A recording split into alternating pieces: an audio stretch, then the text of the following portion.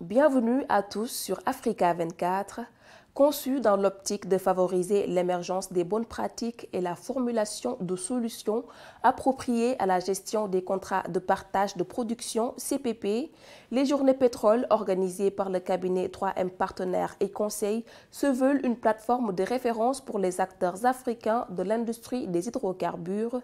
Dans l'optique d'évaluer ces journées tenues à Dubaï du 5 au 8 juin 2024 et de faire le point sur la gestion des hydrocarbures au Tchad, nous recevons dans cette nouvelle édition de décryptage Madame Fatima Dialla, directrice générale adjointe des hydrocarbures du ministère du pétrole, des mines et de la géologie du Tchad. Madame Dialla, bienvenue sur Africa 24. Suite à votre participation aux Journées Pétrole, quel regard portez-vous sur cet événement et comment évaluez-vous son impact sur le secteur des hydrocarbures en Afrique? D'accord.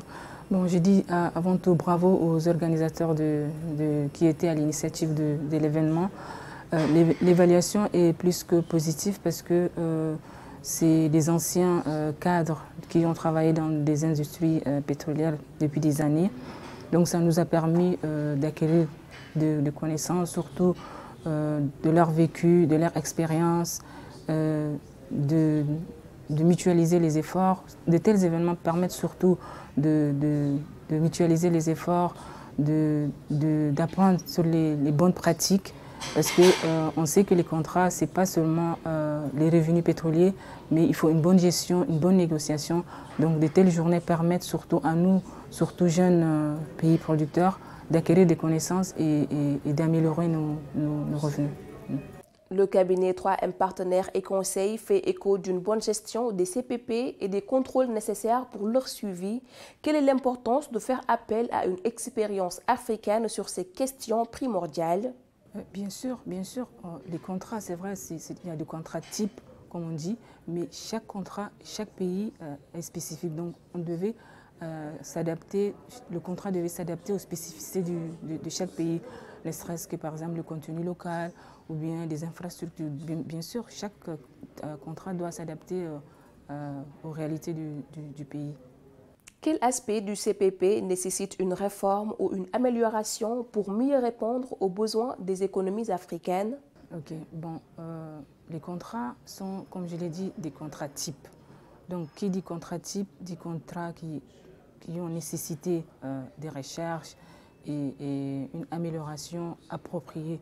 Mais c'est surtout dans la gestion de ces contrats que le problème se pose. Donc, ce genre d'initiatives permettent surtout, comme je l'ai dit tout à l'heure, d'acquérir les bonnes pratiques, d'améliorer surtout des erreurs qui ont été commises, de les corriger, de les améliorer, ou pourquoi pas faire des avenants ou bien chercher d'autres solutions à ce type de contrat. Quels sont les nouveaux axes stratégiques adoptés par le Tchad dans la gestion de ses ressources en hydrocarbures et quels en sont les principaux défis? D'accord. Les défis du Tchad, surtout de la 5e République, à travers mon département, c'est surtout la promotion de nos blocs pétroliers dans les différents bassins sédimentaires pour essayer de maximiser, d'avoir une cartographie de nos blocs et essayer de gérer au mieux ces ressources pétrolières. Quelles contributions les gouvernements et les entreprises privées peuvent-ils apporter pour assurer une répartition équitable des bénéfices issus des contrats de partage de production au profit des populations locales et favoriser un développement socio-économique durable? Bon, le gouvernement joue un rôle régalien et le gouvernement nous trace des lignes directives, des politiques de l'État que le département doit appliquer en politique pétrolière. Comme je l'ai dit, dans la promotion de nos blocs, la gestion optimale de nos ressources pétrolières. Maintenant, c'est un deal entre l'État et les sociétés pétrolières parce que c'est du business. Donc, on dit c'est gagnant-gagnant. Ces CPP nous permettent surtout, bon, avant on était dans les conventions, maintenant les nouveaux contrats sont des contrats de partage de production. La spécificité surtout du contrat de partage de production, on a maintenant la possibilité d'avoir des parts de l'État à travers des sociétés nationales ou pas dans le consortium. Ça c'est un plus.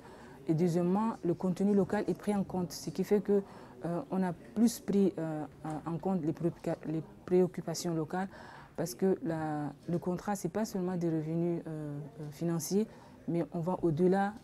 Ça rentre surtout dans le développement économique et social, que ce soit la santé, les infrastructures, donc c'est tout un bloc. Donc le CPP apporte ce plus-là. Madame Diala, merci d'avoir répondu à nos questions. Merci à vous aussi, chers téléspectateurs, de nous avoir suivis. Nous vous donnons rendez-vous très prochainement pour un nouveau numéro de décryptage.